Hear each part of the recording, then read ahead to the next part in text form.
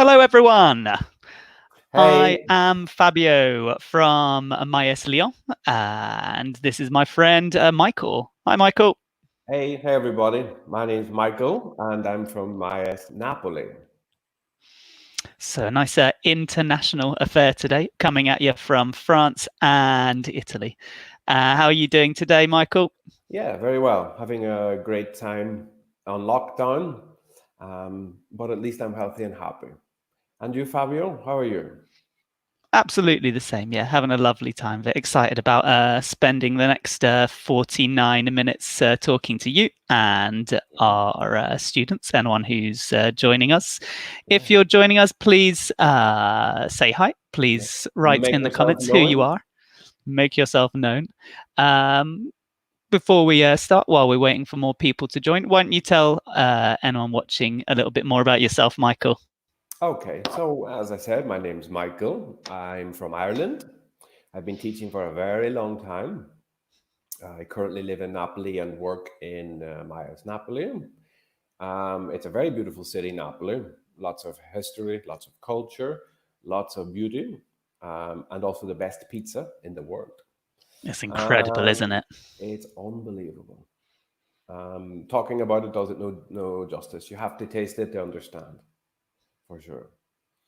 And what about yourself, Fabio? Give us a little line about Uh, you.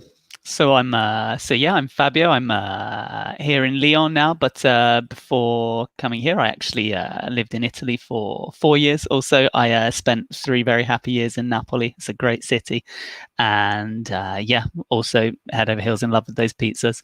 And I come from London originally. My mum's French and my dad's Italian, so I'm from kind of all over the place a little bit. Um, and yeah, what else? I love traveling. I love music. I love pizza, and I love teaching. Hmm. Yeah. And that's me. And So, who are you, viewers, students, participants? Please write a little note in the comments and say hi. We have Concetta from Napoli. Hello, Concetta. Is this hey, one of your Conchetta, students, it Michael? is one of our students, an Nice. absolutely amazing student. Hi, Conchetta, how are you? I hope you're very well. And we also have Luca from Bologna. Hi, Luca. Hey, Luca, in Luca. fact, tuned into my one with Peter at the same time yesterday. So nice to see you again, Luca. Fantastic. Very Any nice. more people? Any more magic students? We've got a couple more, but I think maybe it's taking time for the comments to come through. So why don't we start cracking on with the Yeah, let's lesson? go. So what are we studying today? Feelings. We're going to look at feelings and some compound adjectives to describe feelings. So Nice. So let's what go. are feelings? What would you say feelings are? Well, I guess feelings are your emotions, Mm, how your emotions present themselves when you react to different situations around you. very Or nice. how would you say? It's a response to a stimulus in your environment. Also, could be feelings. Nice. Absolutely. Very good. We have a couple more people here to talk with us about their feelings, perhaps. We have one of our students from Lyon, one of our wonderful Lyon students, Tatiana. Hey, Hey, Tatiana. Tatiana. Hope you're well. And our superstar consultant, Marie. Hey, Marie. Hey, Marie. Okay, Cool. So they're here to join us. Let's go. so In this focus activity, we are talking about feelings. And Michael, compound adjectives. So when we take a word and we join it together with a hyphen to make it into an adjective, used to describe different things. For example, feelings. very nice. And we're describing how you felt at a time in the past. Felt is one of those great past tense verbs that many students make mistakes with. Of course, Yeah. feel in the past is felt. So, So, a really fun lesson and lots to talk about. A couple more people have just joined us. Simon Mohammed says, hello, nice to see you again, hi, Mohammed. Simon. And Conchetta answers that question fantastically. Feelings are the way we can express our soul. Ooh, Nice. I like that. beautiful, fantastic. So let's start with some discussion questions, shall we? Yeah. So, Fabio, how would you describe the way you show emotions? Hmm. That's a really good question. I suppose we express emotions in so many ways by laughing, crying, talking, hugging, shouting, furrowing our brow, shaking our head. Oh, you're good at furrowing the brow. There he is. I'd say I'm quite a smiley person. I show a lot of happiness very easily. Maybe I'm not quite as good at showing negative emotions. I tend to keep those quite under wraps. I don't tend to shout and scream or pout or cry at all. Mhm. How about you? How would you say you show emotions? I don't know. I guess it depends for me on the situation. Guess on depends on the person also. But I think in general, I don't hold back on the emotions. If I'm happy, I'm happy. If I'm not happy, I'm not happy. Maybe if I'm sad, I don't show when I'm sad. Um, but yeah, I guess it depends on a lot of different factors how you show your emotions.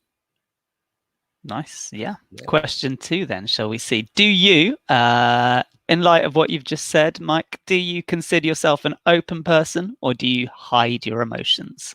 Yeah, I consider myself very open, quite open, but certain emotions I do hide. Um, in general, yeah, quite open.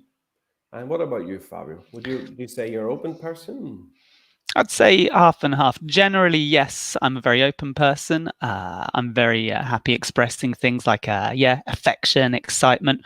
Again, though, maybe I'm not as inclined to show when I'm upset as maybe some of our French or Italian students would be, because obviously, culturally, coming from the British Isles, I don't know if this extends to Ireland actually, but certainly coming from London, where I come from, we don't tend to sort of express our anger or outrage or sadness that much. We tend to try and take everything with a stiff upper lip. Yeah, I don't know. I think definitely in Ireland we're probably more similar to the British in that way than we are to the Southern Mediterranean, Italian, Spanish. There tend to be a lot more animated, I think, in their emotions, where we're, I think, a bit more reserved.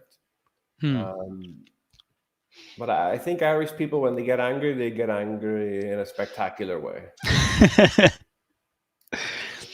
Fantastic. And the final question, in fact, I would like people in the comments to write their answers to this. I think this is an interesting question. So, in the comments, guys, what three adjectives would you use to describe your personality?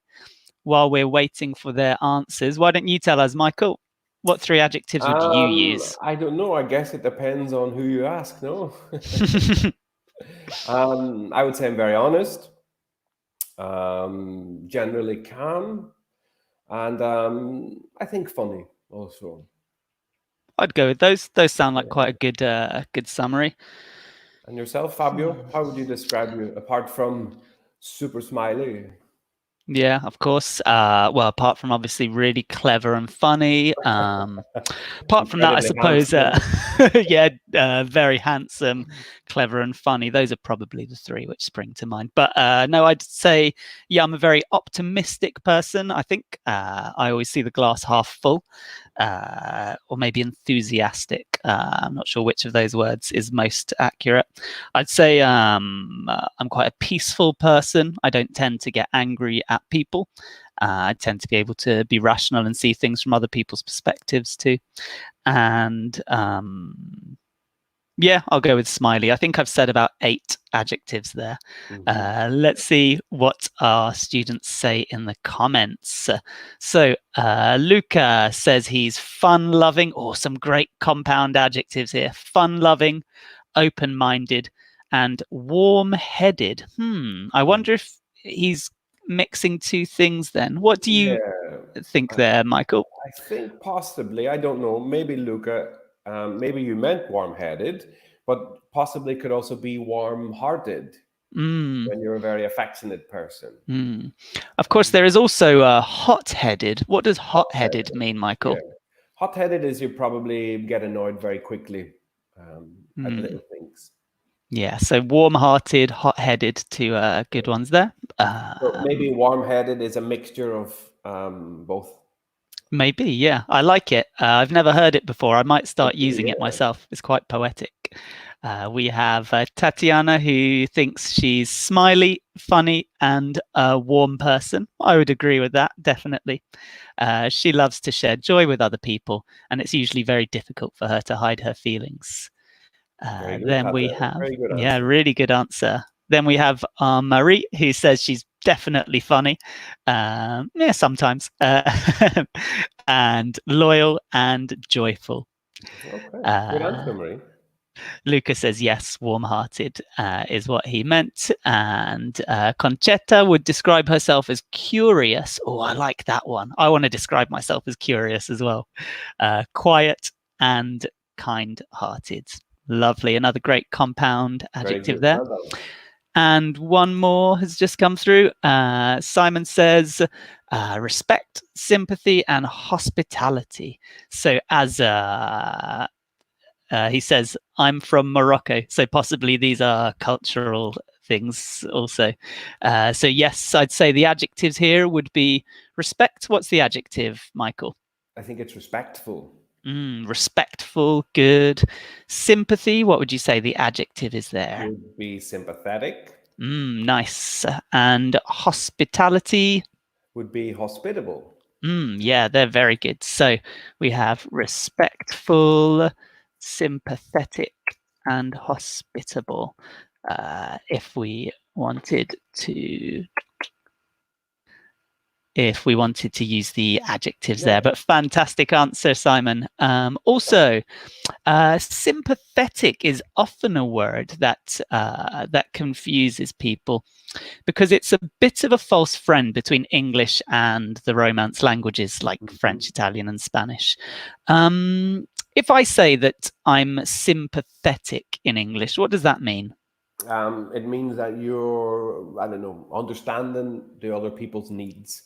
Sort of goes hand in hand with empathy. Yeah, absolutely. So maybe I'm really sad because something bad has happened in my life, and you understand and you feel sorry for me. You're sympathetic. Of course, I think another word which means something different is, oh, yes, Tatiana said, in fact, sympathetic is very similar to empathetic. Yeah. But important not to get confused with friendly or nice, which are quite similar to the word which sounds like sympathetic in Italian and French and probably Spanish. Is that true? Yeah, fantastic. We have another student joining us, one of yours from Napoli. Hey, Good Giuseppe. afternoon, Giuseppe. Giuseppe Mango from Napoli. Hello, Giuseppe. Nice to see some people from Napoli, some people from Lyon joining us today. Very nice. Cool. So lots of great responses, guys. Some really good adjectives in there. Shall we learn some more, Michael? Let's move on.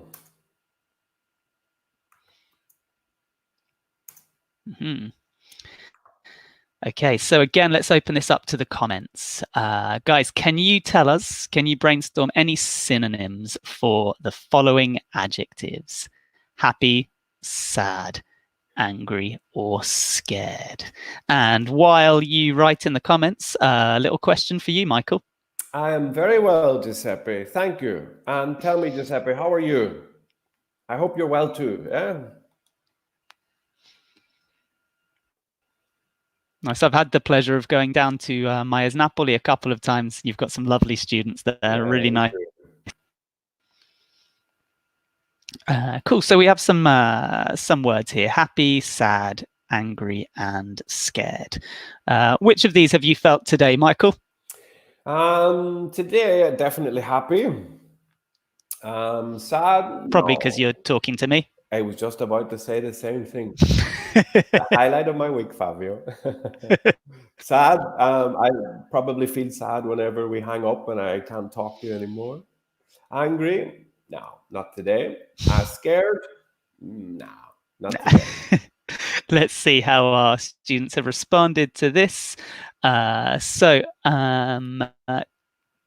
Tatiana has some great synonyms for sad, miserable, upset. Yeah, that's really good. Conchetta has a good one for happy, joyful. Yeah. And another one from Sabrina. Hello, Sabrina from Pescara. Nice to Hi, meet you. Sabrina. Sabrina says glad for happy. Luca says delighted. Simon says glad, content. So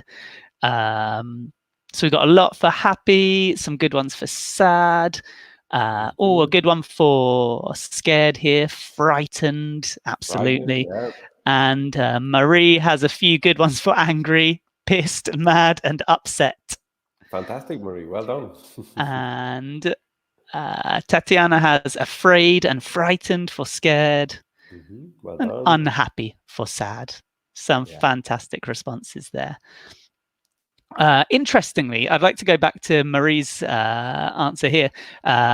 Pissed means slightly different things in British English and American English. I'm guessing for you guys in Ireland, it's the same as us. If I say, Michael, you're pissed, what does that mean? So pissed can mean, obviously, it can mean that you're angry, or it can also mean that you've taken too much alcohol and you're extremely drunk. So pissed is to be very, very drunk. But only in the UK. I think in America, it just means that you're not very happy, that you're angry. A couple of more good ones here. For sad, you could say miserable. Or if you're really sad for a long period of time, you could say you're depressed. Absolutely. Okay, some fantastic responses there. I'm sure more are coming through. While we're waiting for those, shall we reveal the ones that we have? Okay, let's see for happy. For happy, we have delighted and overjoyed, high-spirited, elated, ecstatic. So all of these words, are they a little bit happy or a lot happy, would you say? Well, I say that some of them are super mega happy. Some of them are very happy. Some of them are happy. But for example, I would say it's ecstatic is when you're in a complete state of happiness, and delighted is when you're very happy. So I guess they could be quantified if we wanted. Yeah, I'd say maybe high-spirited is slightly lower than the rest, but the rest of them are all like really like, I'm ecstatic, I'm elated. Yeah, they're really best day of your life type adjectives. Nice. How about some synonyms for sad? Let's have a look. For sad, we have melancholy, heavy-hearted, gloomy, grief-stricken, sorrowful. I feel sad just reading those words. Yeah, me too. Yeah, so obviously these are all all different words for sad. Quite I mean, there are subtle differences between them. If I say I am stricken with grief, what kind of sadness is that? I would say if you're stricken with grief, you probably suffered the loss of a loved one, or you've had a real life-shaking event. You wouldn't say grief-stricken, for example, if your football team lost at the weekend. You would say this probably if a close family member or a good friend died. Yeah, absolutely. Yeah, I'd say also melancholy is like depressed. It's a really heavy word. Yeah. Like a darkness almost. Absolutely. Okay, this is getting too dark for me. Let's move on to angry. Yeah, move on. So for angry, we've got bitter, outraged, cross, furious, and ill-tempered. These are excellent. So yeah, I'd say maybe cross is like just a little bit like, I'm cross, I'm not happy at that. But if I say I'm furious, I'm really in a rage. That's really strong. Fire and sparks coming out of your nose, your eyes, your ears. Yeah. Especially the ears, yeah. The ears. Ill-tempered, we could use that. For example, it's very commonly used to describe a football match where both teams, maybe there's a bit of dislike between two teams, and it gets a bit, how would you say, tasty, where they start kicking each other, being a bit aggressive, being a bit rough. And you can say that, for example, the football match between Napoli and Juventus is usually very ill-tempered. That's a good example. Yeah, because ill-tempered, I'd say, is almost, it can describe the character of someone or something, not only how you feel at that moment. But also, I could say when I wake up in the morning and I haven't yet had my coffee, I feel a bit ill-tempered. Yeah. And we have Lavinia from Milan, who gives us a nice little theatrical wink and says, sad can be gloomy, melancholic, scared could be all petrified or frightened. Yeah. I like that a lot. Luca adds terrified for scared, and Simon adds afraid or frightened. Very good. Well, so let's have a look. So for scared, we've got panic-stricken, terrified, petrified, anxious, and startled. I like startled. Startled is not really like watching a horror film type scared. It's more like my cat when it sees a cucumber, for example. That's the response my cat has, just suddenly scared. A sudden shock. A sudden shock, yeah. Obviously, terrified, petrified are really strong words. Yeah. I'd say anxious is a slightly different kind of scared. Yeah, I think anxious is when you're worried about an event in the future that hasn't yet happened, and it causes you anxiety. Yeah. Yeah, so some great vocabulary in here. So obviously at this level, we have very high level students with us today. We don't ever need to say we're happy, sad, angry, or scared. There are so many more adjectives we can use that have a lot more of a refined, delicate, sort of nuanced meaning and tell us a lot more about how you exactly feel. Do you feel very, very happy? A little bit happy? Do you feel happy in a long, sort of prolonged way, or just at a moment? So yeah, broadening our vocabulary like this can give us a lot more capacity to express ourselves. Yeah. So, shall we move on? Let's. So the question is, of these adjectives we've looked at, which ones are compound adjectives? We'll give you a little minute to type the answers in the comments. While they're thinking about that, what tips would you give them, Michael? How could they spot a compound adjective easily? Well, a dead giveaway for a compound adjective is when the two words are separated or joined, depending on what way you see it, by a hyphen. Hyphen, that's a nice word. In English, the hyphen is the little dash that you see. Hyphen. So let's have a look. I'm sure the students are typing away in the comments, but we have a little delay before we see them. Concetta has given us, there you go. You teach your students well in Napoli. Careful with the an hyphen here. What's the small tiny error with an hyphen, Michael? Well, hyphen, the first sound, H, is a pronounced sound. So it would be a hyphen. For example, you would say an hour for like a period of 60 minutes because the H sound is not pronounced. So in this case, we do need to say a hyphen. But still, fantastic answer, Concetta. Absolutely brilliant answer. Yes. So here we have one of those horribly difficult things in English where, depending on the word, sometimes we pronounce the H, sometimes we don't. So an hour, a hyphen. And Giuseppe says hi to Concetta, which is nice. For example, as well, another example of one of those irregular a-ands is unicorn and university. It's a, not an.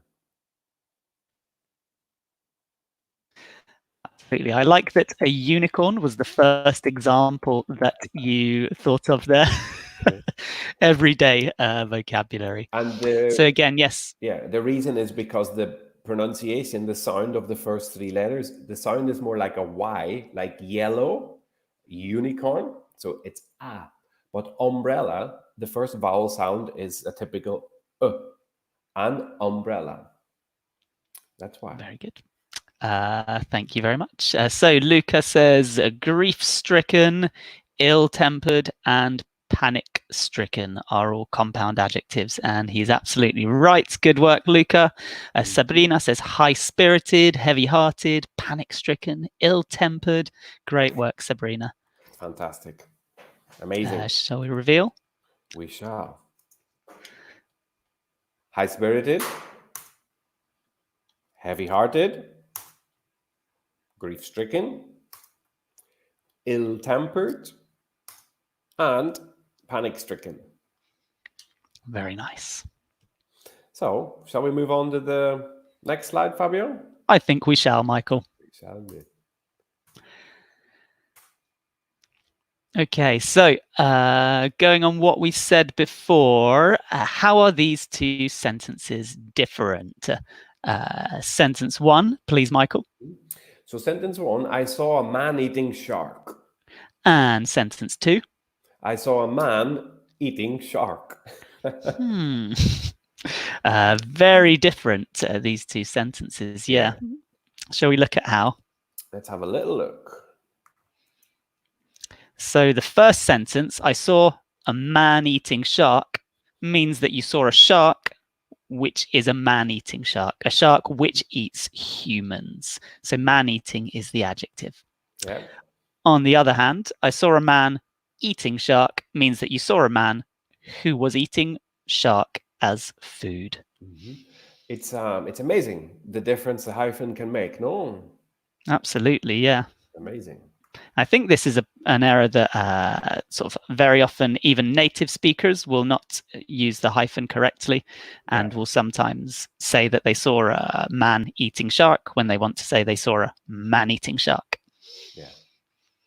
So a hyphen can change the meaning of the whole sentence. We generally put a hyphen between two or more words that come before nouns when we want them to act as a single idea. So when we want them to become an adjective. Okay. So if we take man, which is a noun, and eating, which can be also a noun in the gerund form, if we put a hyphen, we make it into an adjective. Okay. The magic of English.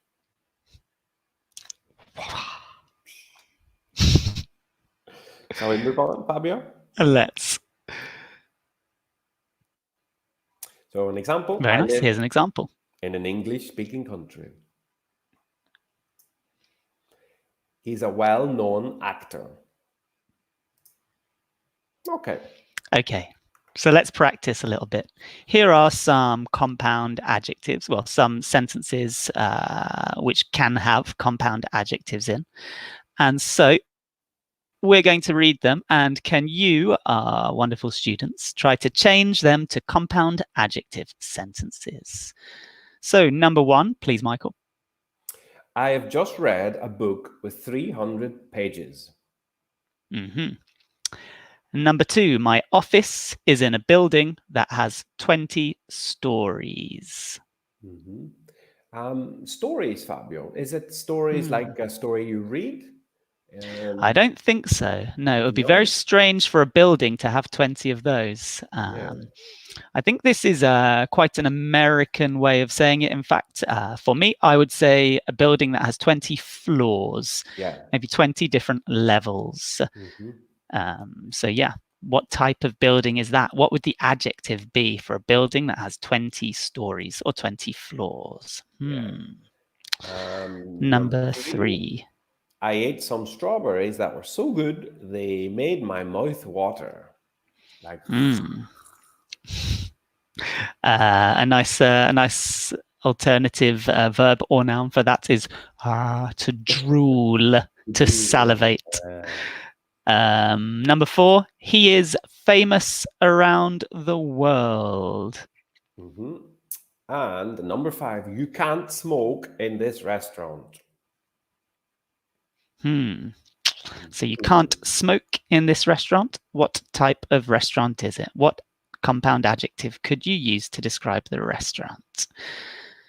Okay, so let's see. Number 1, what do you think, Mikey? I have just read a book with 300 pages. You could also say, I think I've just read a 300-page book. Nice. Notice, everyone, that we do not say a 300 pages book because 300 page is now an adjective, and adjectives do not take the plural form. Very good. Number 2, Fabio, what do you reckon?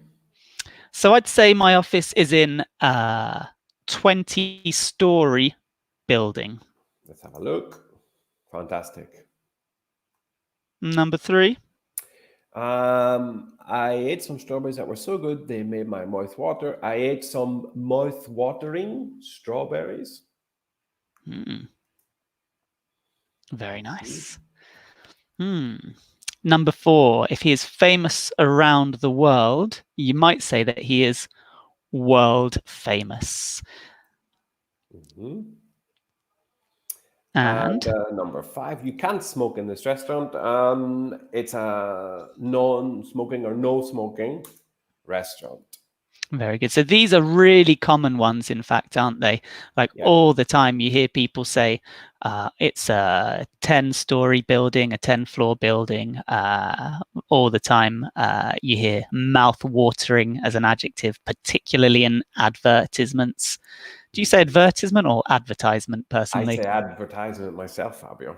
Fair enough. That kind of guy. World famous, very often you'll hear used about celebrities.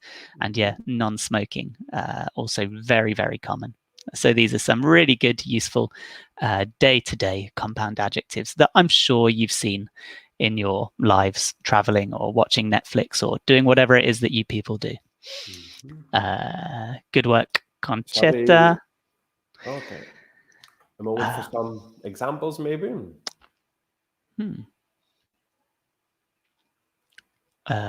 Let's. Shall we have a look at the next slide? Let's slide to the next slide.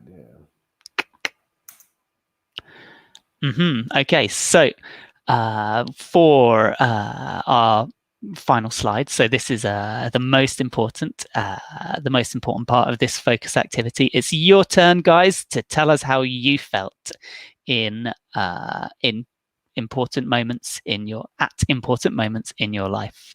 So this is normally a writing exercise in class. So we'll just ask you to tap a little few sentences in the comments to tell us.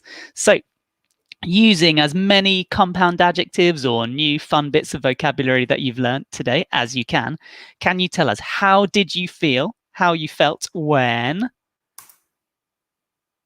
Michael? You graduated high school or university. So how did you feel when you graduated from high school or university? How did you feel when your child or sibling or niece or nephew was born?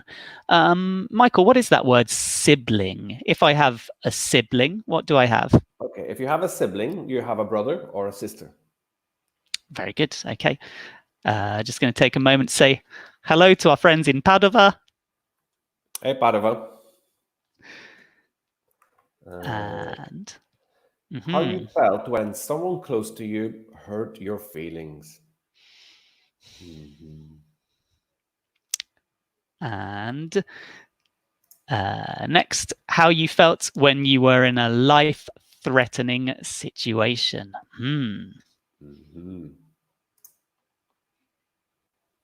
How you felt when someone made you extremely angry. Okay, so loads of interesting situations there. And so obviously, instead of sharing your story with one partner, you get to share your story with YouTube, with the world, and most importantly, with me and Michael. And so tap in the comments how you felt in one of these situations. For example, Our friends in Padova felt panic stricken when they had to use Zoom for the first time, but now they think it's easy to use and they are more even tempered, which I'm sure we can all relate to in Yeah, this for time. sure. And Fabiola Mancone says, when my child was born, I felt a happy woman. Mhm. So careful with the compound adjective here. I'd say happy woman, not necessarily hyphenated. I was Mhm. a happy woman, or I felt Yeah. happy, I'd say, but fantastic. Or Absolutely. overjoyed could be another Mm, compound adjective. yeah, felt high spirited. Hmm. Fabio, do you have any children? I don't. No, I do have two nephews though. So my Mhm. sister has two little boys, and certainly when they were born, I felt overjoyed, really excited, Mhm. and yeah, it's incredible. Obviously, as a having a new member of the family and seeing them grow. How about yourself? I have three nephews. Always Three. got to outdo me, don't you? Yeah. Sorry, Fabio. Um, I guess the same very much as you. When they were born, I felt overjoyed, um, very, very happy. Mhm. How about, can you remember how you felt when you graduated from high school or university? Um, when I graduated from university, I felt fantastic. I think it was a very important time. I think for a lot of people, it's a milestone moment in a Mm. person's life when you graduate after 4 or 5 years of hard work. Um, it's an amazing feeling. I think it's quite an interesting one as well because in our society we don't have a lot of coming of age rituals, do we? It's not like Uh, in many more primal societies at the age of 18 or 20 or 12 or whatever, you would go into the forest and kill yeah, a bear or something, a yak, I don't know, and come a back wearing whale. its skin, and Yeah, then you are a man or a woman. yeah, Like we don't really have something like that in our society. So I think the education system is probably the closest we have to a ritualistic growing up. You yeah, know, I remember leaving university, kind of feeling like almost mild anxiety and fear at sort of this change because then you're an adult, you know, and you've got to go yeah, and work and stop having fun. But yeah. then, You have to start playing adults. Yeah. yeah, absolutely, it's a fun game. Our colleagues in Padova have reminded us that you can't kill yaks in the forest. Why can't you kill yaks in the forest? Yeah. Why is that? Because they talk too much, Uh, as everyone knows. yeah. A side-splitting joke, you know? Absolutely, rib tickling. Yeah. Some compound adjectives to describe your joke. um, Um, we also have, oh, here we go. Conchetta says, I'm usually a level headed person, but when someone makes me angry, I become very bad tempered and I can start never ending discussions. mhm. Something which I feel is probably true of a lot of people in Napoli, in my experience. Mhm. I'll bear that in mind, Conchetta, the next time we have class. Not to make you angry. And yeah, in fact, a couple more responses to what we were saying about university. When Tatiana graduated to university, she was melancholic because she realized that her studies were over. And Sabrina felt overjoyed at the end Mhm. because for her graduation, she had to discuss a 100-page thesis. Wow. Amazing. Wow, Well that done, sounds like hard Conchetta. work. Nice. So that's university and the birth of a lovely new nephew. How about when someone close to you hurt your feelings? Have you ever had that happen to you, Michael? I think thankfully, no, not so bad, not in a really nasty or horrible way. I think it's common, it's normal that people hurt your feelings, but I think most of the time it's usually done without intention. Um, and it's very easy to overcome it or very easy to get past it if you look at it in that way. I don't believe that many people set out to hurt your feelings intentionally. There are some people that do, but I think it's a matter of perspective on this. And I feel very thankful that I really haven't had anyone close to me hurt me in a very bad way. Mm. I think the best thing to do is just talk. If someone has hurt you, just tell them how you feel. Maybe not by screaming at them like Conchetta might do, um, but no, I guess You're in trouble when school reopens. I think so. Yeah, No, I absolutely agree with you. I think you've got a very good philosophy there. Normally, when someone hurts you, it's not because they intend to hurt you, unless they're a complete maniac. Obviously, yeah, normally it's about information, isn't it? It's about them not understanding your perspective or you not understanding their perspective. yeah. I don't think, in general, people set out to hurt each other or to do negative things. Yeah. Um, I so think yeah. a lot of the time to offense is usual. It's more often than not it's taken rather than given. I think some Mm. people are offended very quickly, but it's just their character. I do believe that not a lot of people do set out, or not a lot of people, sorry, set out to be horrible in general. I like this concept: offense is taken, not given. And I think, yeah, that staying angry at people is really like a quite a damaging thing for the person who feels the anger more than anything.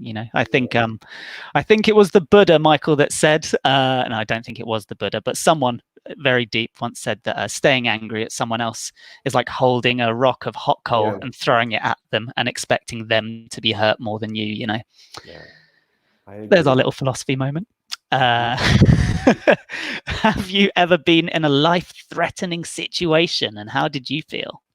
Um, well, Napoli has this infamy of the when the people drive, they're definitely a bit crazy when they drive. So I've had a couple of life-threatening situations crossing the road here, where I think I was maybe centimeters away from being completely wiped out. Um, and at that moment, I don't think I was able to think. I was completely petrified by fear. That's a natural response to crossing the road in Napoli, I think. Yeah, But terrifying. also just a little bit excited by the whole thing too, right? Yeah, maybe 10 minutes later, but at that moment, When you stop shaking. yeah, when I can hear again. And what about you, Fabio? Have you ever been in any life-threatening situation? Well, I've been in quite a few, but I don't want to talk about them in case any of my family are watching and on YouTube now. Um, uh, yeah, I'd say in slightly dangerous situations, I've definitely felt a little anxious, maybe not as scared as I should be. I find when you're in a really dangerous situation, your body tends to just take over and put you in quite a Yeah. calm state of mind. I guess it's a survival instinct. So I find in really life-threatening situations, not that I've been in many, Mum, I I am quite level-headed. Hmm. Yeah.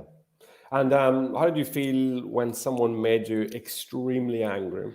I can't really imagine you being extremely angry, Fabio. Yeah, It that's would, quite a I would, hard one for me it would to be answer. a curious thing to see, maybe. Hmm. Yeah, you don't know, man. Uh, no, I don't think I get extremely angry. To be honest, I think I really buy into the thing you were saying before about how if someone hurts your feelings, you just have to be rational and empathetic.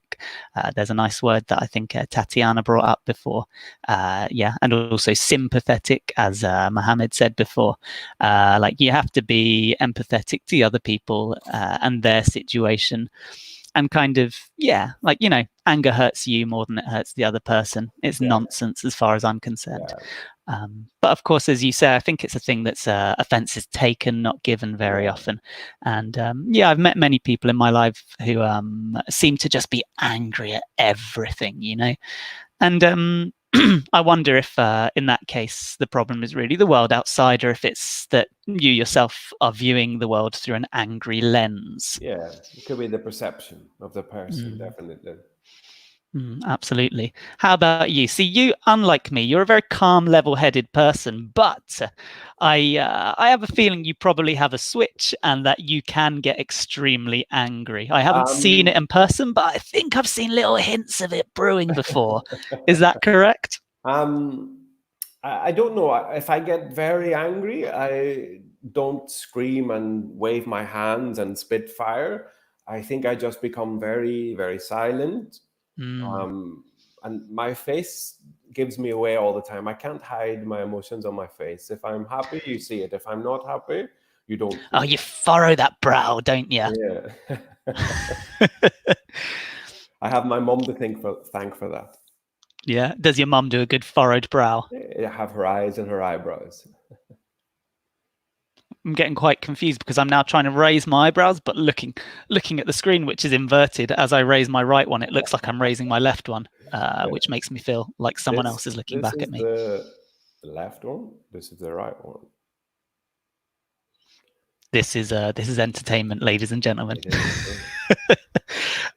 So can you think of a situation recently where you've felt a very strong emotion, Michael, whether it's happiness, sadness, anger, fear? I don't know. Happiness, probably. My sister is expecting a child, her first child.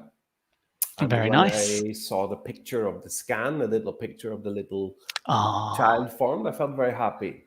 Very happy for her, very happy for her husband. Um, so that was the last time I felt very happy. nice. That's Um, a really nice one, isn't it, as well? Because yeah, it's not just a happiness at the moment, it's a kind of like a hopefulness and yeah. optimism for the future and a joy at everything that's going to come. Maybe at the moment frustrated because I guess we're all in the same boat across Europe, across the world. We're at home for our own good. It would be great if I could go out just for a walk, but um, right now it's not the moment. But Mm. yeah, heavy-hearted, I think, because you know that a lot of people are suffering, a lot of people are in a very bad position. You feel pain for them, and you feel pain for yourself. So maybe very, at the moment, I think, like a lot of people, probably heavy-hearted. I think it's a natural response to the situation. I must say, I feel quite a strange cocktail of emotions at the current situation because, whilst obviously it's really sad how many people's lives are affected by this, and obviously there is that slight frustration at not being able to go outside and live life as normal. Obviously, it's such a reasonable sacrifice to make, staying at home, considering how much of an impact you can make and how many thousands of lives every single one of us is saving by staying at home.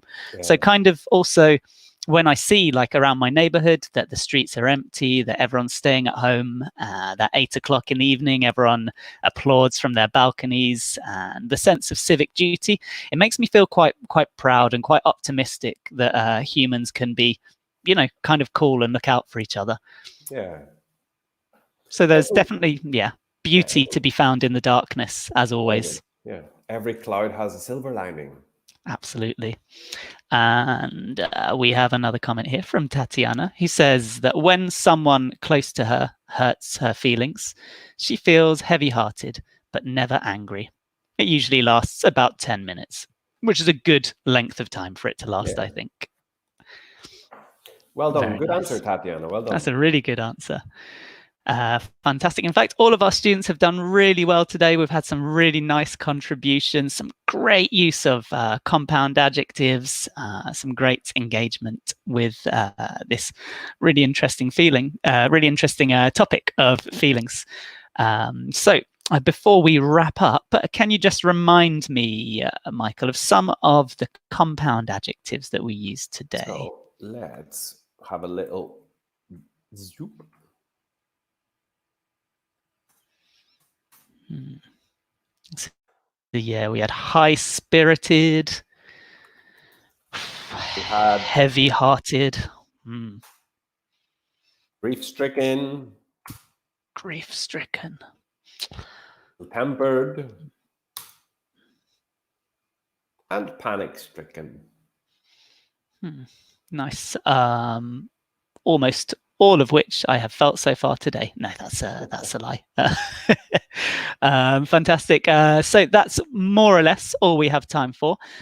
So just want to say, first of all, thank you to everyone for tuning in, for your comments, for your participation. Thank you, Michael. It's always a pleasure to talk to you. Likewise, Fabio. And let's keep on coming to these webinars, guys. We've got one every hour for every level, every day of the week. So yep, I hope to see you all again soon. And Michael, I hope to see you soon too, when all of this blows over and we return to normality. Okay, thank you very much, everyone, all you fantastic, amazing students. And everyone stay safe, please. Stay safe. Stay safe, stay in. Take care, guys. Bye. Bye.